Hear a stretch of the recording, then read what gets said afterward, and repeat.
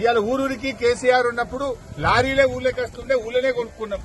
ఇప్పుడు ఏంది రాత్రి దొంగ రాత్రి పోయి చీకట్లో వండుకుంటున్నారు. కాలరాత్రులు తలపిస్తున్నాయి రేవంత్ పాలనలో. రాత్రి జాగారం చేస్తున్నారు యూరియా బస్తాల కోసం. రాత్రి పోయి ఆడ వండుకొని రాత్రంతా నిలబడితే దొరికితే ఒక్క సంచి లేకపోతే లేదు. ఆ సంచి దొరికితే లాటరీ వచ్చినంత ఉన్నది కథ. యూరియా బస్తా దొరికితే లాటరీ తగిలినట్టున్నది.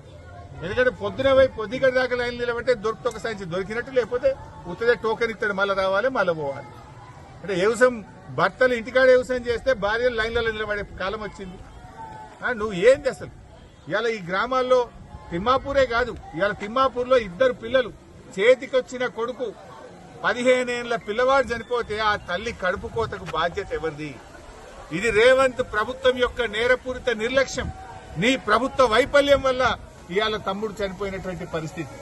ఇవాళ మీరు మహేష్ చనిపోతే మహేష్ కి 2 చిన్న పిల్లలు. ఆ పిల్లల భవిష్యత్తు ఏం కావాలి? ఆ పిల్లల బతికేం కావాలి?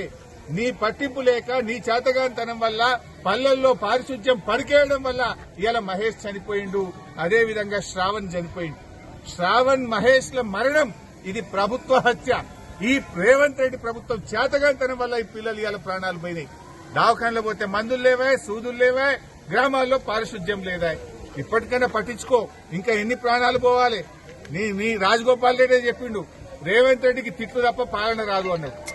ఏ పొదుగా లేస్తే తిట్టుడు తప్ప పని శాతం అయితే లేదు రేవంత్ రెడ్డికి. నేను చెప్పలే, కాంగ్రెస్ పార్టీ ఎమ్మెల్యేనే చెప్తుండు. తిట్టుడు బంద్ పెట్టు, ఇప్పటికన్నా ఏమైనా పని చేయి, లేకపోతే జనం తిరగబట్టారు బిడ్డ, జాగ్రత్త అని చెప్పి హెచ్చరిస్తా ఉన్నారు.